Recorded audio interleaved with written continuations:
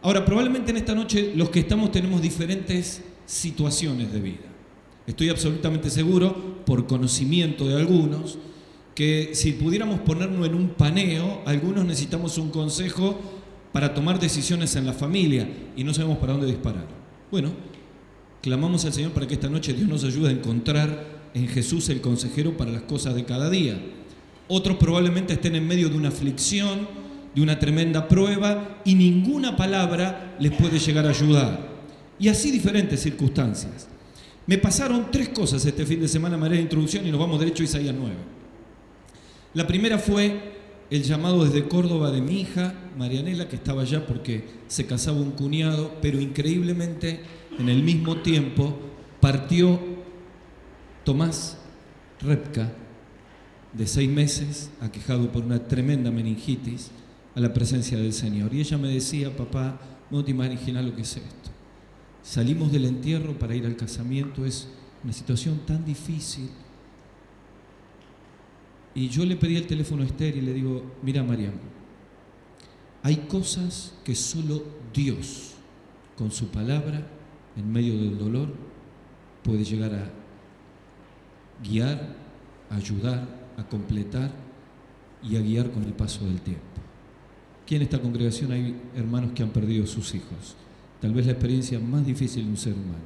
No sé si hay otra peor. Y yo me he gozado a lo largo de los años escuchar cómo, aunque son experiencias durísimas, los consejos de la palabra de Dios los han ayudado a salir adelante en ese pozo. Jesús como consejero para traer consuelo. El día viernes a la mañana, en el trabajo se acerca un papá y mientras me traía un recibo, me contaba de cómo renegaba con su hijo. Y él me decía: yo nunca imaginé, un padre creyente, un líder espiritual, yo nunca imaginé que tenía que vivir estas circunstancias, pero la verdad que el Señor me ayuda en el día a día para acompañar en este proceso duro de mi hijo. Y realmente todos los que vivimos esta experiencia, cuando no tenemos más recursos, encontramos en Dios el consejo justo para la familia. Y al otro día me encuentro con Miguel, un hermano que sirvió mucho tiempo en Recreo y ahora está en Casilda. Y cuando estaba allí en el negocio, yo percibí o creí que él estaba lejos del Señor y traté de llevarle la conversación para animarlo a que vuelva al Señor. Y él me dice: no, estoy tomando una decisión, si me quedo en Casilda o en otro pueblo, si vamos a fundar una iglesia o nos quedamos ahí, y la verdad no sé qué hacer. Y yo pensé en la dirección que necesitamos para tomar decisiones apropiadas cuando no tenemos seguridad. Yo podría seguir contando la experiencia, usted me las podría contar a mí. Pero si hay algo que tenemos que dejar en esta noche es que Jesús tiene que ser mi consejero. Esa preposición, mi, ese concepto posesivo que Cristo me aconseja a mí, que no es patrimonio de los otros. Hoy todos, cualquiera sea nuestra situación, podemos abrir la puerta a Jesús como el consejero de nuestra vida. Vamos a leer la profecía de Isaías capítulo 9, que es el eje de toda esta serie de 7 reuniones especiales. Quiero decirles que vamos a grabar los 7 mensajes, van a estar en Facebook a partir de mañana y podemos invitar a personas para que cada uno de ellos lo pueda escuchar. Isaías capítulo 9.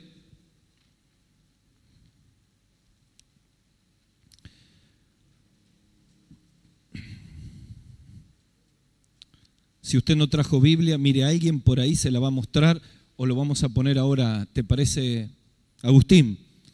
Para quienes no trajeron Biblia. Dice la Biblia así, Isaías capítulo 9, estamos parados aquí en 7 siglos antes de la llegada de Jesucristo en Belén, de Dios visitando al hombre, y ya Dios revelaba en la profecía el Cristo que habría de llegar. Y dice el versículo 1, mas no habrá siempre oscuridad para la que ahora está en angustia, tal como la aflicción que le vino en el tiempo que livianamente tocaron la primera vez la tierra de Zabulón y la tierra de Neftalí. Versículo 2, el pueblo que andaba en tinieblas vio gran luz, y los moradores en tierra de sombra y de muerte, luz resplandeció sobre ellos. Versículo 6, nuestro versículo base, porque un niño nos es nacido, hijo nos es dado, y el principado sobre su hombro, y llamará su nombre admirable, consejero, Dios fuerte, Padre eterno, príncipe de paz. Capítulo 11. Aquí ya no nos presenta al niño la profecía, sino al mismo Cristo como consejero, trayendo palabras que renuevan el alma. Van a encontrar 3 pares de calificativos de parte de Jesús como consejero. Dice el versículo 1, saldrá una vara del tronco de Isaí, un vástago retoñará de sus raíces. Preste atención al capítulo 2. Y reposará sobre él, sobre Jesús, el Espíritu de Jehová. Observe, número 1, espíritu de sabiduría e inteligencia. Número 2, espíritu de consejo y poder. Número 3, espíritu de conocimiento y temor. Y vamos al Evangelio, cuando esta profecía se hace real. Acompáñeme, por favor, Mateo capítulo 4.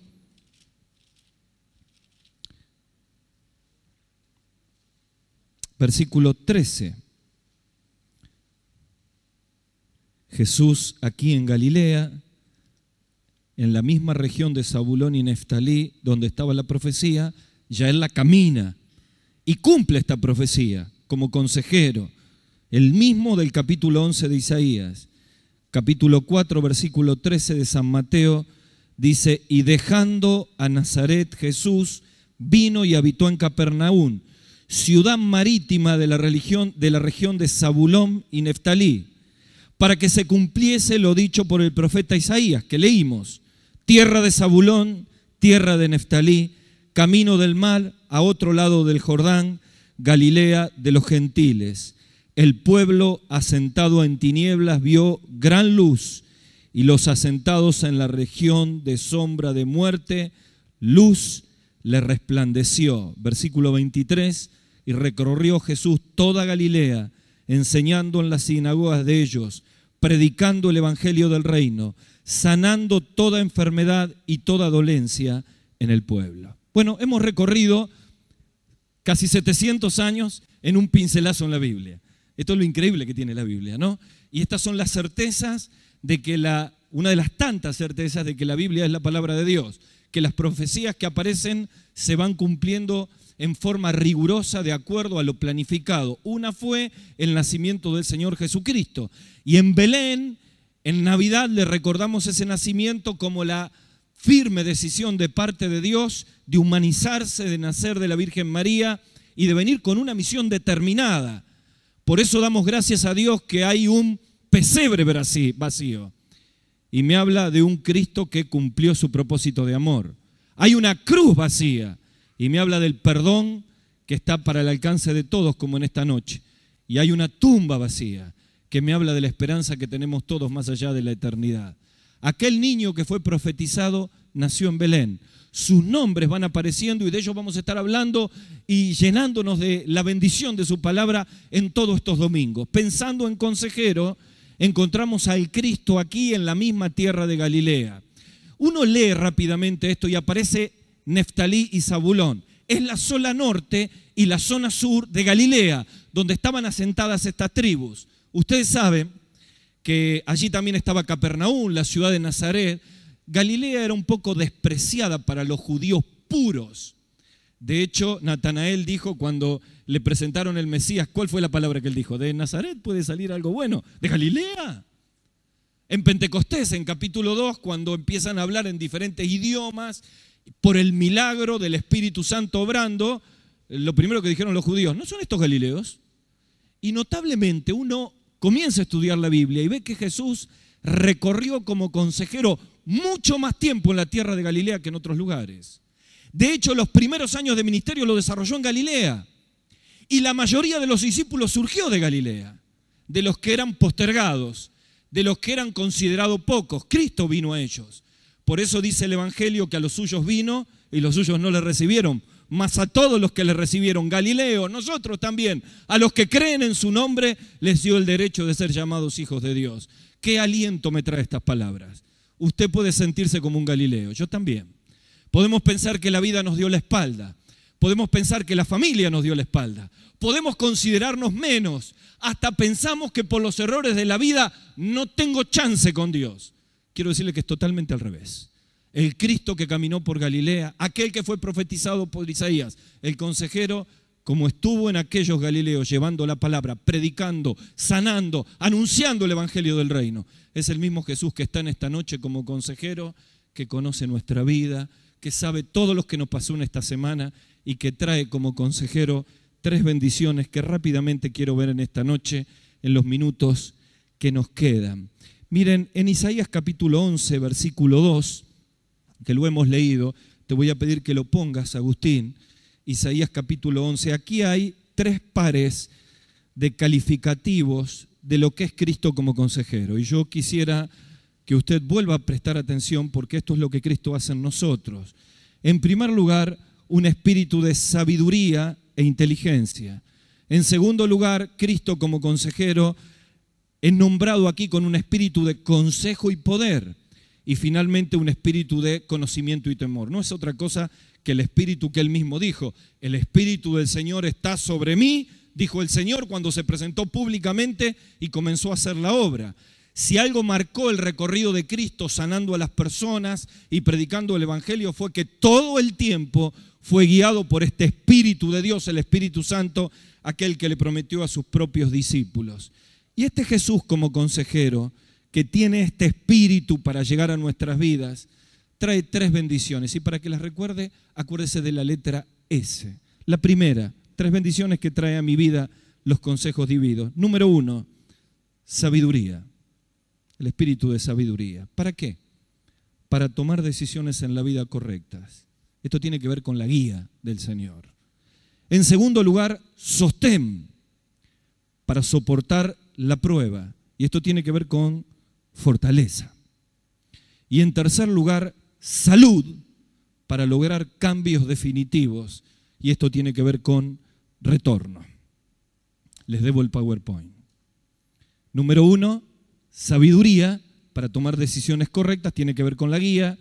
Número 2, sostén para soportar la prueba, esto tiene que ver con fortaleza.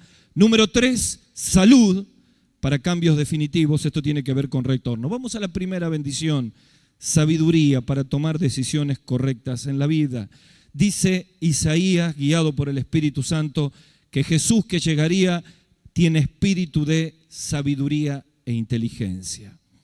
Miren, cuando uno habla de la guía del Señor en las decisiones de la vida, habla directamente del privilegio y la bendición que tiene un cristiano de sentir que a la hora de tomar decisiones prioriza la opinión y la guía del Señor por encima de mi propio criterio, por encima de mi propio sentido común y por encima de toda la mochila que yo traigo de cómo se toman las decisiones en la vida. A veces cuando tenemos que tomar decisiones nos traiciona el carácter, ¿no? Somos un poco arrebatados, un poco atolondrados, un poco gritones, un poco mal llevados y hacemos cosas de las cuales tenemos que luego arrepentirnos por dejarnos llevar por el temperamento. Le pasaba un poquito a Pedro y Dios trabajó en su vida. Le pasaba un poquito a Juan y a su hermano que se los llamó hijos del trueno, pero con el paso del tiempo la influencia del consejero Jesús le fue cambiando. Es maravillosa las palabras que el salmista utiliza en esto de que Dios me guíe en las decisiones de la vida, cuando en el Salmo 73 dice, me has guiado según tu consejo. Y allí el verbo guiar quiere decir, logré tomar decisiones cuando salí de este atolladero que tenía, cuando miraba la prosperidad de los impíos y decía, ¿cómo puede ser? Estos son mala gente y le va bien y yo trato de seguir a Dios y me va mal. ¿Por qué algunos me hacen así? ¿Porque a usted le pasó lo mismo? Bueno, cuando uno entra en conflicto por esas cosas, cuando no las puede entender, cuando se puede abrir la puerta a la rebeldía, a la frialdad, a las malas decisiones, en ese momento uno tiene que aprender a que Jesús sea el que guía mi vida y puede decir como el salmista en el 73:24, me has guiado según su consejo. Por ejemplo, el Salmo 119 es una Biblia en miniatura y habla mucho de la guía del Señor para la toma de decisiones. Por ejemplo, en el Salmo 119 dice, la exposición de tus palabras alumbra y hace entender a los simples. Agrega ordena mis pasos con tu palabra, toma de decisiones. Es interesante que dos secretos que aparecen de este calificativo del Señor pueden ser reales en mi vida. Fíjense que allí dice, reposará en Jesús un espíritu de sabiduría e inteligencia. ¿Sabe que el apóstol Pablo oró para que los creyentes tengan sabiduría e inteligencia espiritual? Exactamente lo mismo que tenía Jesús, lo podemos experimentar nosotros. ¿Dónde está eso? Acompáñenme. Colosenses, capítulo 1, versículos 9 y 10. Fíjese que lo mismo que tiene el mismo Señor Jesucristo como consejero puede ser una bendición para mi propia vida, si yo me acerco a Él y permito que Él sea mi consejero. Mire lo que oraba Pablo, Colosenses 1, 9 y 10. Por lo cual también nosotros, desde el día en que lo oímos, no cesamos de orar por ustedes. ¿Por quién? Por los hermanos de Colosas. Y de pedir que sean llenos del conocimiento de su voluntad. Observe, las mismas palabras, en toda sabiduría e inteligencia espiritual. ¿Qué es esto de que Jesús es mi consejero? Que me da la sabiduría para la toma de decisiones. Miren, aquí hay dos palabras claves con las cuales yo me quiero quedar. La primera es sabiduría y la otra es inteligencia espiritual. Cuando uno se acerca al Señor, primero cuando le recibe como Salvador, el Espíritu Santo viene a morar en el creyente. A partir de ahí yo empiezo a caminar con Jesús, ¿verdad? Hay un antes y un después. Mi vida va derechito al cielo y mientras estoy en esta tierra puedo caminar de dos maneras. Puedo caminar soltado de la mano del Señor y aunque no pierdo la salvación, ando a los tumbos. Me vivo equivocando. El margen de error se agranda. Tomo decisiones independientes de Dios. Y lo único que cargo en la mochila son errores, fracasos y muchas lágrimas. Pero puedo optar por caminar con el Señor y permitiendo que su Espíritu Santo sea el que me guíe. Es todo un cambio de filosofía de vida. Es dejar de ser independientes para ser dependientes. Es dejar de vivir una vida en la cual yo solamente me manejo por mi manera de pensar y empiezo a tomar la palabra de Dios guiándome según su consejo, como dice el salmista.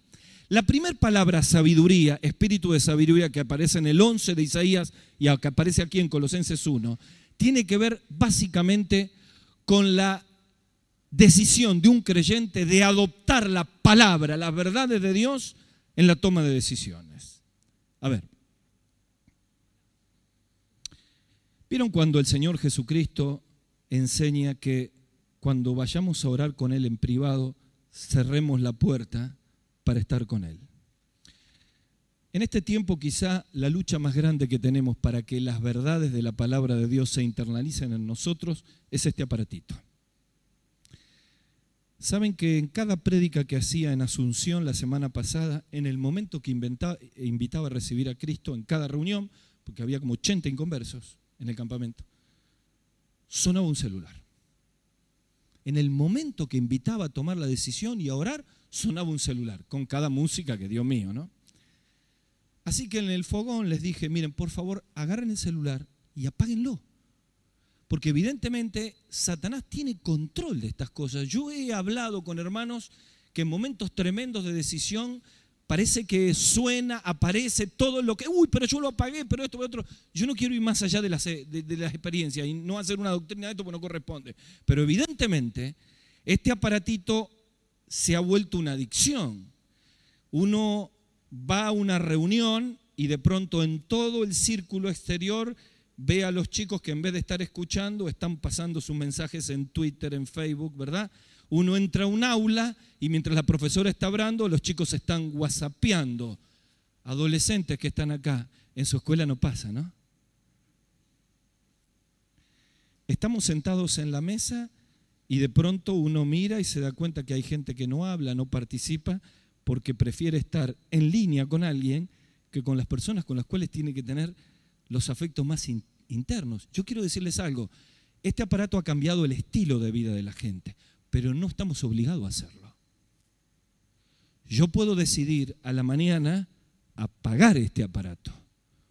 Y si lo primero que hacemos cuando nos levantamos es prenderlo, apagarlo, y cerrar la puerta significa estar con el Señor. No puedo estar con el Señor buscando verdades que me ayuden en los consejos del día y cada 5 minutos contestar un WhatsApp. Es una contradicción. Y aquí cuando habla de sabiduría, habla de las verdades de la palabra de Dios para tomar decisiones en el momento justo. Claro, yo pienso, cada vez que estamos en medio de una presión, cada vez que tenemos que tomar una decisión, ¿cuánto yo conozco de estas verdades? Esto me lleva a la práctica. Por ejemplo, a veces tenemos mucha desidia para aprovechar los momentos que la iglesia prepara para capacitarnos con la palabra. Nosotros algunos tenemos la idea que si vengo a la escuela bíblica, instrucción, adquiero conocimiento. ¡Error! Lo que yo tengo es formación por parte de la palabra para toma de decisiones. No voy al grupo pequeño en la semana porque tengo otra cosa. ¡Error! Me privé la oportunidad de que esa palabra de Dios me hable en ese momento. Hoy no estoy con el Señor porque estoy apurado, porque tengo que viajar. ¡Error! Y es allí donde yo dejo de tener la sabiduría de Dios para la toma de decisiones y comienzo a tenerla en base a otros valores. Algunos de nosotros hemos perdido el rumbo en la vida porque las verdades de la palabra de Dios ya no tienen trascendencia en nosotros. Cuando en el Salmo 19 dice que tus estatutos y tus consejos hacen sabio al sencillo, es que en la práctica un hombre con poca cultura, pero con conocimiento de la palabra, puede llegar a ser más sabio en tomar decisiones que alguno que tenga una gran preparación académica. Porque no es una cuestión intelectual, no es una cuestión cultural, es una cuestión espiritual. No podemos vivir un cristianismo sin impregnarnos de esas verdades, porque en la toma de decisiones de todos los días, allí empieza la sabiduría que compartía Cristo, la que habla Pablo en Colosenses, es aquella que tiene que ver con las decisiones conociéndolas. El apóstol Pablo dice en Hechos 20:27 que él anunció todo el consejo de Dios, pero también habla de inteligencia espiritual. ¿Saben que la inteligencia espiritual tiene que ver con la capacidad para tomar esa verdad bíblica y aplicarla en el momento justo? Y yo creo que en esto la necesitamos para cada decisión de la vida. Por ejemplo, necesitamos inteligencia espiritual para desactivar los conflictos en la familia.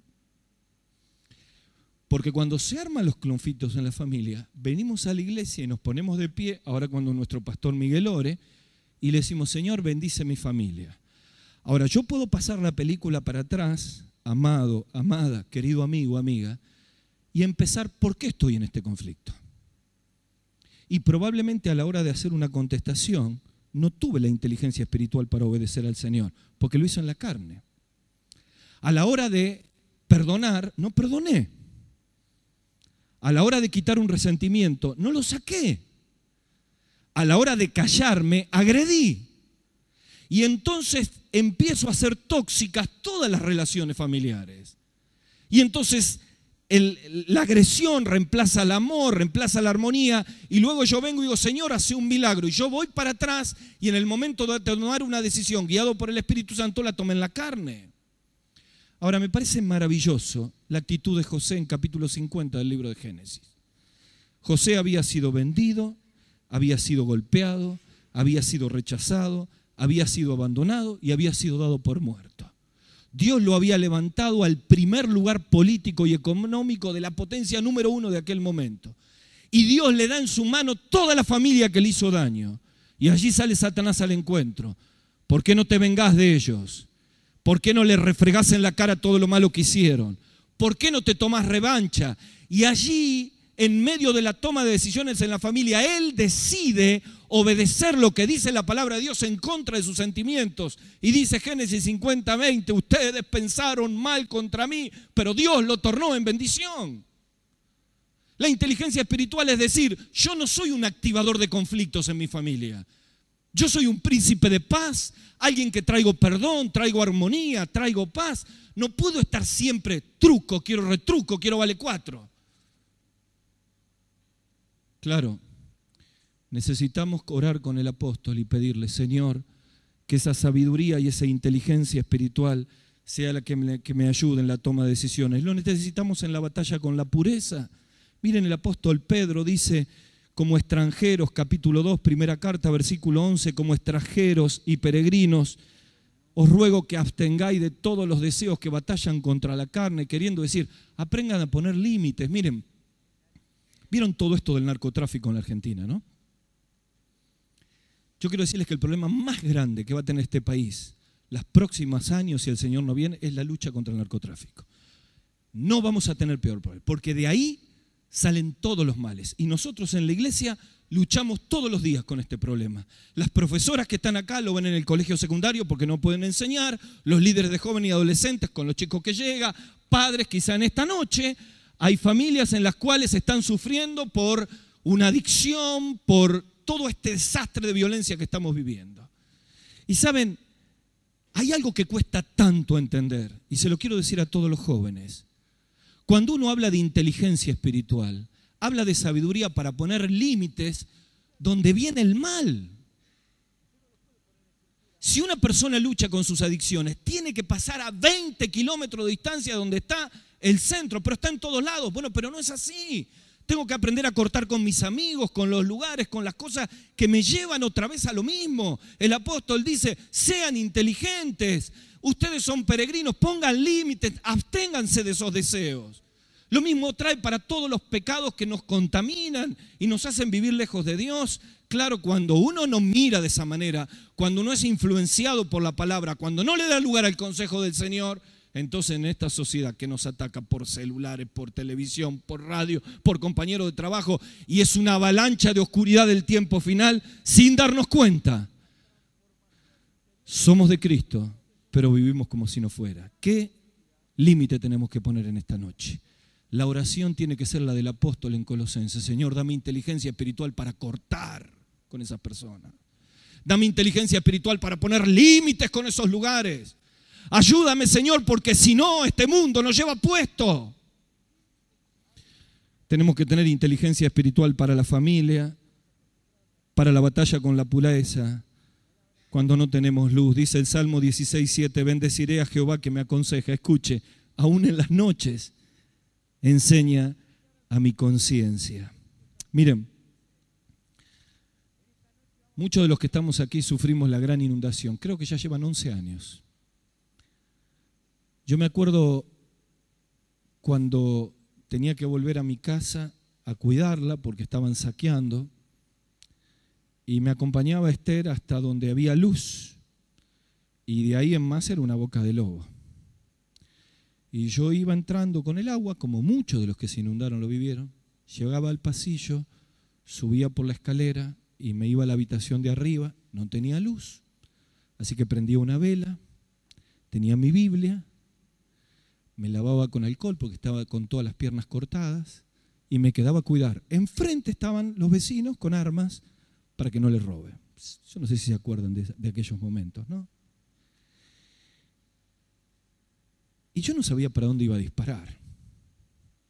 No solamente porque mi familia no tenía dónde vivir, porque mi trabajo estaba inundado, porque a fin de mes tenía que pagar sueldos.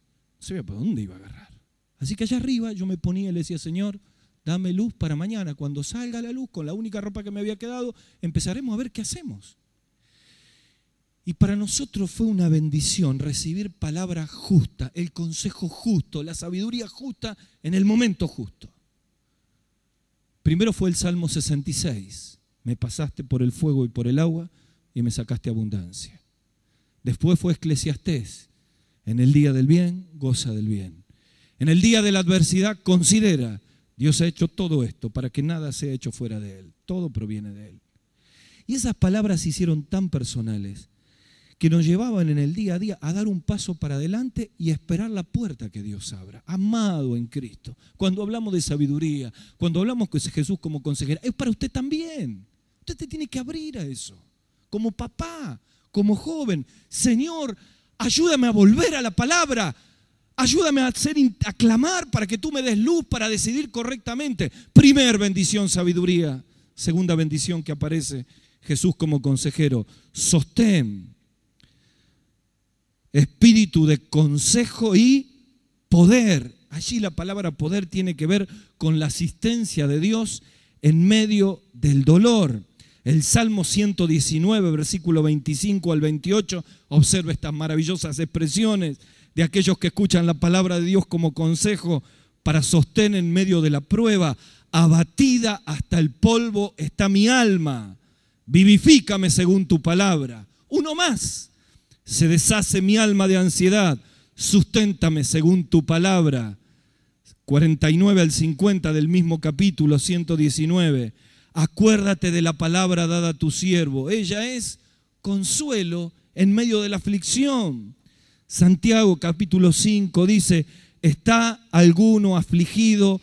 Haga oración. Miren, 3P que tienen que ver con esto del sostén. La primera es palabra, la segunda es plegaria, la tercera es presencia. La primera es palabra. ¿Saben? Una y otra vez el salmista dice, Señor, tus consejos me sostienen, vivifican el alma. ¿Saben? Cuando uno entra en medio de una prueba, la primera experiencia que tiene que vivir es el shock de que lo que no vivía ahora es real en la vida de uno, ¿verdad? Yo digo, es el camión que te pasa por encima y no te mata, te levantás y estoy vivo, pero estoy fusilado, ¿verdad? Es el impacto de la realidad. La enfermedad que llega y llegó. Pero no me puede estar pasando esto a mí, y nos pasó. El dolor familiar que golpea y dice, pero no me puede estar pasando, y pasó. El conflicto en medio de una situación que no sé para dónde salir, y pasó. Y la prueba llega, y estamos en medio de la prueba, y por allí la prueba puede producir cicatrices de cinismo, de rebeldía, de enfrentamiento, y nos va a ir peor. O puede producir un impacto en el cual se deshacen los recursos y la cicatriz es una cicatriz de bendición porque descubro al Dios que no había descubierto. Se terminan los recursos porque no me sirven para nada. Y en medio del dolor empiezo a decir como el salmista, acuérdate de tus palabras en la aflicción. Susténtame con tu palabra. Vivifícame con tu palabra. ¿Cómo que la palabra de Dios tiene poder para producir energía, esperanza, poder en el que está afligido? Porque es una palabra distinta. Las palabras del Señor Jesucristo dichas aquí en la tierra no eran palabras de hombres. Miren, a mí me parece fantástico cuando en medio de la fiesta de los tabernáculos en Juan capítulo 7 van los alguaciles al prender al Señor, escuchan las palabras y vuelven y dicen, no lo pudimos prender porque nunca hombre alguno ha hablado así.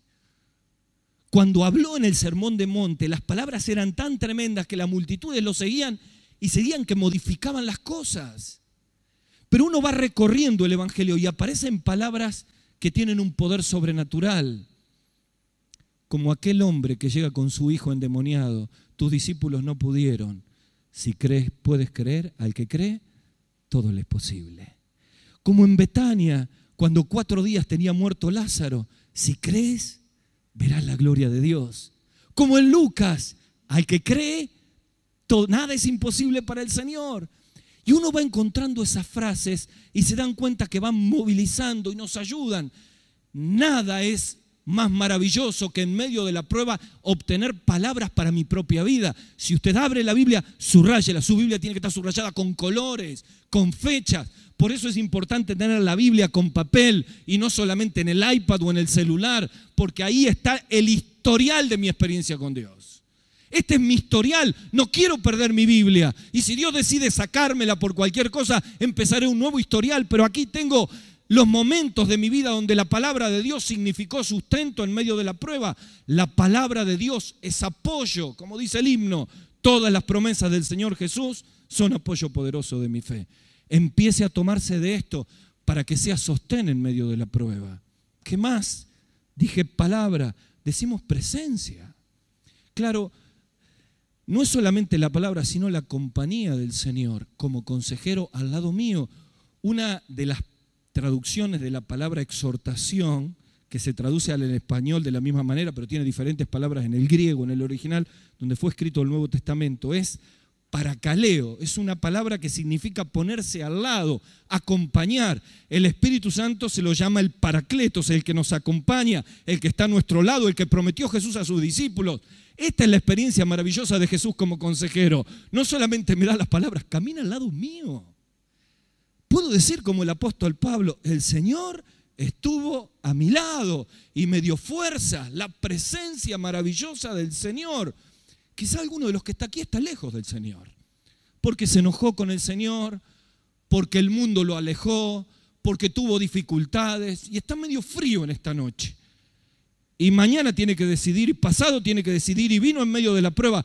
no se prive de la mayor de todas las bendiciones, la presencia del Señor. Hablamos de palabra, hablamos de presencia, hablamos de plegaria. ¿Saben? Cuando el apóstol Pablo está en la cárcel de más adentro, en Hechos capítulo 16, en un lugar donde solamente había tortura, se escuchaban cánticos y alabanzas a medianoche. Dios haría un gran milagro y comenzaría por allí la iglesia en Europa, en Filipos. Pero ahí hay una palabra que pasamos de largo. Dice, pero Pablo, presente continuo, orando. En la aflicción, su sostén venía de la oración. Hablábamos con mi esposa acerca de las motivaciones para venir a orar con los creyentes. Escucho pastores en Buenos Aires que hacen todo tipo de programa para que la gente venga a orar durante la semana. Algunos de nosotros acomodamos cualquier cosa para jugar un fulbito un miércoles a la noche. Cambiamos cualquier programa con tal de jugar a la pelota. Los que nos gusta el fútbol, ¿no? Otro para comer un asado. Pero encontramos a veces cualquier excusa para no venir a orar. Yo quiero decir algo. El sostén de la vida cristiana pasa por la oración. La oración transforma al que ora. La oración nos lleva a la cumbre de la vida. Martin Lloyd-Jones. La oración quita los techos del creyente. La oración es allí donde el alma se derrama como Ana, capítulo 1, y encuentra el sostén que hasta el momento no habíamos tenido. Hay mañana que yo me levanto con una angustia, hermanos. Y necesito pasar tiempo. Hoy a la mañana, entre que fui a buscar unas cosas y caminé hasta la casa de mi madre, iba orando, poniendo personas, orando, y llegué tan renovado. Pero yo pedí por otros, pedí por mí mismo, traté de honrar al Señor y la oración transforma al que ora. Miren, no hay acción más terapéutica para ser humano que clamar y orar. Venga a disfrutar tiempo en oración con los creyentes. Aprenda a compartir con ellos sus cargas. Disfrute de ese tiempo que no lo va a encontrar en ningún programa humano. ¿Cuánto nos hemos perdido años para descubrir la oración? Y he aprendido en medio de la prueba que la prueba también fue una herramienta en mi vida para descubrir la oración que con todo el estudio bíblico nunca había descubierto. Admiro a las personas de oración.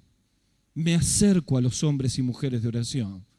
Bendigo la vida de los hombres y mujeres de oración, de los jóvenes de oración, porque la oración transforma y nos trae sostén a la vida. Hablamos de palabra, hablamos de presencia, hablamos de plegaria. Jesús es mi consejero para sabiduría en las decisiones de la vida. Jesús es mi consejero para sostener en medio de las adversidades. Termino, ya estamos en los minutos finales. Jesús es mi consejero para salud y cambios definitivos. Espíritu de conocimiento y temor. ¿Qué hacía este espíritu de conocimiento y temor? Atraía a las personas al Señor, al temor de Él, a volver a Él. Siempre cuando en la Biblia aparece la palabra temor de Dios, significa alguien que no consideraba a Dios, se encuentra con Él y lo empieza a considerar. Por eso el principio de la sabiduría es el temor de Dios. Por eso la pureza se maneja cuando uno comienza a considerar a Dios en la vida. Es retorno, es salud. Jesús como consejero comienza a obrar para que tengamos la verdadera salud en el alma. El Espíritu de Dios está sobre mí, dijo el Maestro, para pregonar libertad a los cautivos, para librar a los oprimidos. Claro que traía la verdadera salud, la salud del alma. Y entonces yo vuelo rápidamente al Evangelio, a Mateo capítulo 9, y allí en el versículo 5, Jesús dice una palabra. Podés ponerla, Agustín, Mateo 9:5. Este relato es muy conocido por todos nosotros. Viene el Jesús que había admirado como consejero a las multitudes. Le traen un paralítico, hacen un agujero en el techo, lo bajan. La gente estaba allí para escuchar las palabras del Salvador. No se lo podían traer, tuvieron que hacer un agujero y bajarlo. Y entonces Jesús, con sus palabras, trae salud al paralítico. ¿Qué hubiera tenido que haber dicho el Señor? Para que tengas salud, ¿qué tendría que haber dicho Pablo? ¿Qué te parece? Ahí está el tipo paralítico. ¿Qué le tendría que haber dicho el Señor? Correcto. Levántate y anda, ¿verdad? Camina. Deja tu lecho. ¿O no? ¿O no fueron las palabras cuando aquel oficial vino y le dijo, solo di la palabra y mi siervo sanará? ¿Se acuerdan?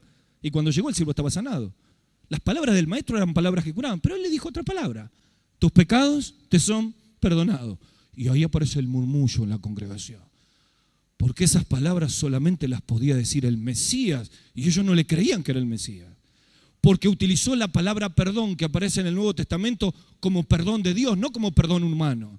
Lo que él estaba diciendo es: la salud más grande de tu alma es que cures tu interior antes que tus piernas.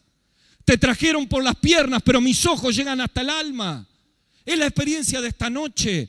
El Jesús que murió en la cruz, que resucitó, el consejero divino, tiene poder en esta noche para bendecir la salud más grande que tú necesitas, que es el perdón de tus pecados, que es la limpieza de tu alma, que es la rotura de las cadenas interiores, que es el poder de Cristo liberándote para siempre de todas las ataduras del alma. No, pero yo necesito que Jesús haga un milagro y sane, por el cual voy a orar. Es legítimo hacerlo, pero hay una necesidad mayor. Yo necesito que Jesús acomode mi economía porque estoy endeudado hasta aquí, pero hay algo más importante que es la salud de tu interior.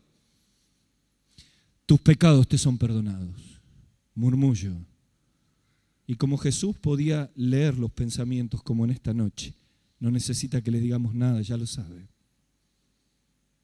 Mira el corazón de todos nosotros, pues para que vean que el Hijo del Hombre tiene potestad para perdonar pecados, miró al paralítico: levántate.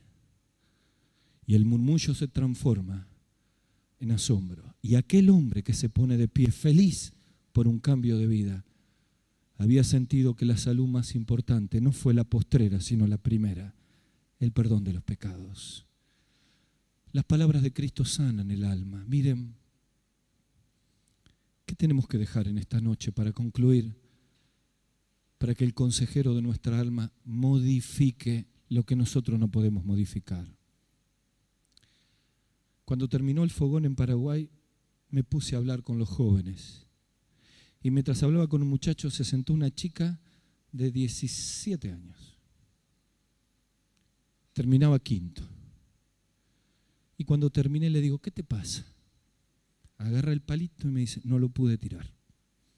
Para los que no saben, en los fogones, al final de un campamento, se suele dar, no en todos los campamentos, pero se suele dar un palito como un símbolo de la vida.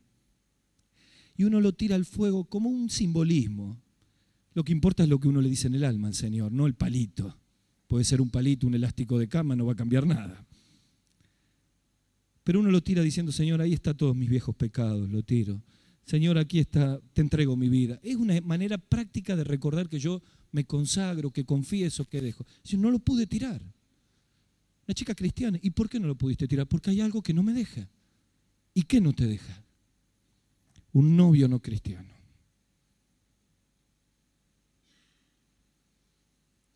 ¿Es de tu escuela? Sí. ¿Y qué pensás? ¿Que está mal? ¿Y qué está pasando en tu vida? Me estoy enfriando. Pero lo quiero. Pero te enfría. Sí. No te dejó hacer un simbolismo externo de una decisión interna. Tenés que en oración primero decir: Señor, aquí está mi vida. Y después ir a tirar eso. Se quedó callado un rato y comenzó a orar. Y empezó a llorar. Y le pidió perdón al Señor por haberle desobedecido. Le pidió fuerzas. Se puso de pie y había todo un grupo de personas alrededor del fuego. Y se estiró y lo tiró. Y se fue a orar a la pieza. ¿Qué te impide llegar al fuego del Señor? Viniste con problemas de familia porque tu carácter, por una actitud con tu esposa, con tus hijos. Bueno, tenés que tirarlo a la presencia del Señor en esta noche. Hermano, no va a caminar sino. Y empezar a escuchar a Jesús como el consejero que te acompaña, que te ayuda. ¿Qué tenemos que pedir? Que Dios nos libre. ¿Qué tenemos que dejar? ¿Saben? Sabiduría, sostén, salud, bendiciones que trae Jesús como consejero. Pero que nos privamos a veces porque decidimos hacer nuestra vida lejos de Dios. Señor, no me quiero perder estas bendiciones. Quizá en este momento de oración final que vamos a tener, tal vez escuchando una música que nos ayude, Vamos a inclinar la cabeza. Nos quedan 4 minutitos ideales para orar. Jesús, mi consejero. Y los que somos de Cristo, Señor, quiero traer en esta noche lo que me impide, lo que me ha llevado a desobedecerte, lo que me ha alejado de ti. Quiero volver, Señor, tú eres mi consejero. Y lo bueno es que Jesús está allí al lado. Pero tal vez en esta noche necesitamos la mayor de todas las bendiciones, la que recibió el paralítico. Tus pecados te son perdonados. ¿Sabes que Jesús murió en la cruz por vos porque te ama? ¿Sabes que Jesús cargó en la cruz todos tus pecados y mis pecados? ¿Sabes que Jesús no te preguntó nada y por amor ocupó tu lugar y mi lugar? Pero resucitó al tercer día y tiene poder en esta noche para entrar en tu corazón, perdonar tus pecados, entrar en tu vida y cambiarte. Jesús nos hace nuevos. Y ahí está golpeando en tu corazón. ¿Por qué no le abrís tu vida? Y orás conmigo allí donde estás. Yo te voy a ayudar con una oración de fe. Repetila en el silencio de tu corazón y deja que el consejero divino entre en tu vida. Decile así: Señor Jesús. Decile así: Señor Jesús, en esta noche reconozco que he pecado y te pido perdón. Perdóname, Señor, límpiame. Te recibo en mi corazón. Señor, sálvame. Decile así: Señor, sálvame. Te lo pido en el nombre del Señor Jesús. Amén. Todos con la cabeza inclinada. Estamos en la presencia del Señor. ¿Quién oró conmigo en esta noche y ha abierto su corazón a Cristo? Es una excelente noticia. Quiero orar por ti. Levanta tu mano. ¿Quién lo ha hecho? A ver. ¿Hay alguien en esta noche que oró conmigo y que nunca había pedido perdón por sus pecados? A ver, alce su mano al cielo para que le pueda conocer. ¿Hay alguien? No tenga vergüenza. Queremos orar, entregarle una parte de la Biblia. ¿Quién ha orado conmigo? Este es el momento para encontrarse con Jesús, no después. ¿Hay alguien? Bueno, voy a invitar a nuestro pastor que pueda venir. Miguel, si no se ha animado a levantar la mano, quiere charlar con uno de nosotros, no hay problema, lo hacemos después.